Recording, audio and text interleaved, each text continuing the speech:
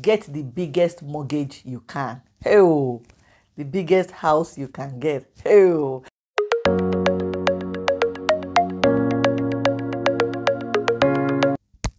Hello friends, welcome back to my channel, The Bulletproof Life. My name is Ronke Odemwumi, and as usual, I'm delighted to have you here. Today, I'm going to be sharing with you the 10 worst money advice I've ever heard, either because they've been given to me as advice or they've been given to somebody I know who has told me about it. All of us at some point in time have received advice on how to manage money from friends, from families, from loved ones. And this advice that we've gotten, they've not always been great. Some of them have even led us down really terrible paths when it comes to money. And I'm here to share those things with you so that in case somebody comes to you later on with this advice, you're going to tell them, Bulletproof coach said, nah, it's bad advice. So let's get right into this 10 money advice that you need to ignore if you receive them or if anybody gives them to you. The first bad money advice that I've heard is that you should quit your 9 to 5 job just to go and become an entrepreneur. Now, that is terrible advice. It's terrible advice because entrepreneurship is not for everybody. Not everybody wants to be an entrepreneur. Not everybody has the right skills to be an entrepreneur. And even if you do have the right skills, if you are somebody who is already doing a 9 to 5, quitting it just to run off and be an entrepreneur without a plan is bad advice. Before you quit your 9 to 5 to be an entrepreneur, you need to start out as an entrepreneur while doing your 9 to 5. You need to run it concurrently and see if that's your entrepreneurship idea, if that your business idea is going to bring you money. You need to find a way to run it concurrently. Then, once you've been running it for a while and you see that it's bringing in some income for you, then you put a plan in place to quit your 9 to 5. I know people who have quit the 9 to 5 without a plan and they've run back right into it because bills have to be paid. Bills have to be paid. So quitting your 9 to 5 just because you can is bad money advice. The second bad money advice I've heard is to get a credit card for emergencies. This particular advice is quite common. A lot of people spread it. A lot of people share it. They will tell you, get a credit card for emergencies, get a credit card just in case, get a credit card for, whenever you suddenly need it. No. A credit card spend needs to be a planned spend. You don't spend credit cards for emergencies. You spend your emergency fund for emergencies. When you spend credit cards for emergencies, it takes you quickly into debt. So that's bad money advice. If you're somebody who has a credit card for emergencies, I'm here to tell you it's time to save up for emergency fund. It's time to save up your emergency fund for emergencies. Your credit card is not meant to be for emergencies. It's meant to be for those expenses that you've planned, how you're going to pay it back before making them. You need to spend a lot of credit to get a credit score. Now, this is bad advice. It's bad advice. You don't need to spend a lot of credit to get a credit score. It's unfortunate that spending credit or being in debt with a credit card is actually beneficial to your credit score when you manage it well. However, you don't need to spend a lot of credit to get a credit score. When you have a contract phone or you have any utility on a contract, it can impact your credit score. It can improve your credit score. You paying it regularly, paying it monthly, paying it on time, all of those things impact your credit score. And if you have a credit card, you can spend a little bit of it every month and pay it back within 30 days in order to boost your credit score. But you don't have to spend a lot of credit to get a good credit score. You don't have to do that because whatever credit you spend, you're still going to have to pay it back, and it can get quite painful very quickly. So I always say, getting a credit card and then running off to the outlet mall or running up to the designer stores to start spending it very quickly because you are trying to build your credit score is bad advice. It's very bad advice. Get a credit card to build your credit score, but you have to pay it back within 30 days to make sure that you don't fall into debt. When you get your mortgage, get interest-only mortgage. This is bad advice. Honestly, the first thing I'm going to say is that your mortgage is a debt. It's a debt you are paying back. It's a secure debt. That is the only thing that separates it from your credit card and the loans you get from your bank. Your mortgage is secured against the house that you bought. So it's a good debt in the sense that If you don't pay it back, what you're going to lose is the house, is whatever is secured against. So it's a secure debt. That's the only thing, but it's still a debt. So when you do an interest only mortgage, you are simply saying, I don't want to pay back the debt. I'm only going to keep paying back the interest. Now, what that means is that that house is never yours. It's never really yours because you are not increasing your ownership of that house. You've borrowed money to buy the house, which is secured against the house. And the only way the house is going to become yours is if you pay back the debt against which the house is secure. And when you do an interest only mortgage, you're not paying back the debt, you're only paying the interest on the house. And the interest won't reduce because your debt isn't reducing. So you're just basically renting. You're basically renting. That's it. And you're renting at a higher cost. Because if you're renting, your landlord is responsible for maintaining the house, and you can move out at any time. You can choose to move out with a month's notice. Que sera, sera. You want to travel, you want to see the world, you can move out. So renting has those benefits.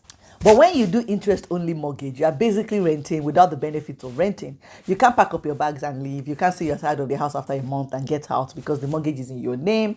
And you're paying interest only, which is basically like rent, because you have no increasing ownership in the house. So do interest only mortgage is very bad advice. If you decide to get a mortgage, which isn't compulsory, I always say to people, getting a mortgage is not a do or die affair. But if you're going to get a mortgage, don't get an interest only mortgage. Get a principal and interest mortgage that allows you to reduce your mortgage debt. Get store credit. This is horrible advice. It's again asking you to live out of your means, live beyond your means. When you get store credit, you are buying consumables, you are buying clothing, you are buying shoes, you are buying makeup on credit. You are buying things you can basically not afford on credit. You are buying things that you will have to pay more for, because when you want to pay the store credit back, it has interest. So you are paying interest on clothing, you are paying interest on shoes, you are paying interest on makeup. So that blouse that you've bought for £25, by the time you want to pay it back, you're going to be paying back like £45 because there is interest, and a lot of people who get store credit don't pay it back at once. So I'm here to tell you, please don't get store credit. If you want to buy a blouse, a skirt, shoes, makeup, buy it with money that you actually have. Build it into your budget and purchase it with money that you have. So getting stock credit is bad advice. And a lot of stock credit don't even have good interest. They have horrible interest. You see them with 20% interest, 25% interest. But when they want to reel you in, they tell you that if you get it today, the purchase you get today, you get 20% off today's purchase, or you get 15% off the next purchase if you take the card today. It's crazy. They're just reeling you in, because that 20% or 15% discount that you got today, you're going to lose it when you start paying interest on purchases beyond that. And the thing with stock credit also is that it makes it easier for you to shop, because you're not spending money that's coming out of your pocket right away. You're spending money that is, something that you pay later. It makes you spend more than you should. It makes you buy things that are more expensive because you're buying them on credit. So the price doesn't bite you the way it would bite you if you were buying on debit. So you buy on credit, you rack it up, and when it's time to pay, you are really in pain. In fact, you can't even remember the things you bought with that stock credit, or the things you bought, you don't like them anymore, because a lot of times it's fast fashion. So I'm here to say, get stock credit is bad money advice. The next one is get the biggest mortgage you can. Oh, the biggest house you can get. Oh, this is bad advice. A lot of times when you go to mortgage providers or you go to financial mortgage experts and they run up the numbers for you, they will tell you that, oh, based on your income, you can get a mortgage of up to £500,000 or up to £350,000. And then you become really excited and you get this huge mortgage. Honestly, I'm here to tell you, you should never get the maximum mortgage your income can get. It's such a bad idea, especially if that mortgage is going to get you a really big house that is bigger than what you need, because there are other things tied into getting a mortgage. There's the fact that there's stamp duty, which you can start paying once you get past a particular threshold. I think it's £250,000 right now. You start paying stamp duty. Two, there are bills. The bigger your house is, the more your council tax, the more your electric, the more your gas bill, the more your water bill, because it's a bigger house and it needs more of those things. And then also, if you do a house that is more than you can actually afford because they run up the numbers and your salary says you can do it, then your monthly mortgage payment might become stressful for you. They might be difficult for you to pay because it now eats into your income. It's way more than the rent you were paying where you were coming from. One thing I always say personally is that your mortgage payment, your monthly mortgage payment, should not jack up your rent from where you are coming by more than 25%. So if you're somebody who is paying £750 in rent where you are now, when you want to get a mortgage, your mortgage should not be more than £1,000 monthly. It shouldn't be more. That increase, it shouldn't be more than that, because that additional £250, unless your salary is increasing, is going to be taken from other things. It's going to be taken from other areas that you normally budget for. So that's another bad advice that you will hear from people, is to get the biggest mortgage you can, get the biggest house you can. It makes you look successful. It's bad advice. Do not get the biggest house that you can get from a mortgage provider. Just get the house that you need. So if you're a family of 2, you don't need more than a 2 or 3 bedroom. If you're a family of 3, again, 2 or 3 bedroom. If you're a family of 4, you could push up to 4 bedroom at most, but you really shouldn't get more house than you need, because getting more house than you need comes with additional cost that impacts your journey to financial freedom. You need to have a 9 to 5. I know. I said earlier, don't quit your 9 to 5 just because. And now I'm saying you need to have a 9 to 5 is bad advice. It is bad advice because you don't need to have a 9 to 5. You need to have a source of income. That is it. You don't need to have a 9 to 5. So if you are somebody who's an entrepreneur or you are somebody who's doing business, you need to have an income. Your entrepreneurship, your business needs to bring in an income so that you can pay your bills and that you don't go into debt. So if you are somebody who is trying to start a business, you have a dream and you're building it slowly and it's not bringing in all the income that you need to survive, then you need to get a side hustle. You need to do other things to bring in income. You need to make things with your hands and sell them. You need to go on platforms that allow you to sell your skills and sell your skills. Platforms like Fiverr and Upwork that allow you to freelance. You need to freelance so that you can get income to pay your bills while you're building your business or your entrepreneurial dream. So you don't need a 9 to 5, you need an income, because the idea that you need a 9 to 5 has pushed a lot of people into jobs that they don't like, into jobs that impact their mental health negatively, into jobs that offer no progress, into jobs that offer no hope or no future. So the idea is not for you to have a 9 to 5, the idea is for you to have a source of income. So if you are somebody who needs to chase a dream, who needs to run a business, and you are being told you have to have a 9 to 5, I'm here to say it's bad advice. What you need to have is a source of income. Don't invest, just save. I know so many people who follow this particular bad advice. Saving is good for you to have money to invest. Saving is good for you to have money in your emergency fund. However, investing is the only way you are going to grow wealth. Saving comes with such minimal interest. It comes with such minimal increase. You're not going to grow wealth from saving. You're only going to grow wealth by investing, which brings me to the fact that I run investing masterclasses. So if your excuse for not investing is, I don't know where to start, I don't know what to invest in, I'm feeling afraid, I'm not sure, come and talk to me. You can have a one-to-one investing session with me. You can have a one-to-one conversation with me to talk about your investing journey so far, and you can attend my investing masterclasses. I run them every other month. I've just had one this month in June. I'm having another one in August. You honestly want to be a part of this thing if the fear of investing or lack of knowledge is your excuse for not investing. So save, don't invest is bad advice, because they're simply telling you don't grow wealth. And we're here to grow wealth. We're here to get to financial independence. I've already talked about my FIRE number and how I'm working towards getting that FIRE number sorted, getting to that point where I have the money to retire early. And the only way I'm going to do that is by investing. It's not by hiding money in a savings account. Like savings account in the UK right now are paying such horrible interest rates. Like horrible. Less than 1%, probably up to 1% at the most. That kind of interest is not what's going to grow wealth. You want 5%. You want 7%, you want 10%, you want 15% to grow wealth. And the only way you're going to get that is by investing. So save, don't invest is bad money advice. Your credit score doesn't matter. It does. It really does. It does. Unless you are somebody who's planning to pay cash for every single thing, unless you are somebody who's planning to never have a contract phone, you're planning to not get a mortgage, or maybe you've gotten a mortgage and you don't want to ever do anything on credit again. Unfortunately, we live in a credit economy, we live in a credit system, and so your credit score matters. For me, I don't do anything on credit, but I'm very mindful of my credit score. I mind it.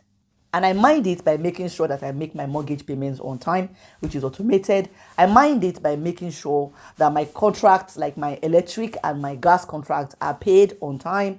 All of those things are actually contracts because you use those services and then pay them after using them. And for them to trust you enough to let you use those services, they check your credit score. Your credit score matters. If you're somebody with horrible credit score, it will show up for you in places where you least expect. It will impact you in places where you least expect. Things will become more expensive for you. If you have a contract phone, I don't have a contract phone. I have a contract SIM. So I pay for just my SIM card, which is really cheap, 15 or 11 pounds a month.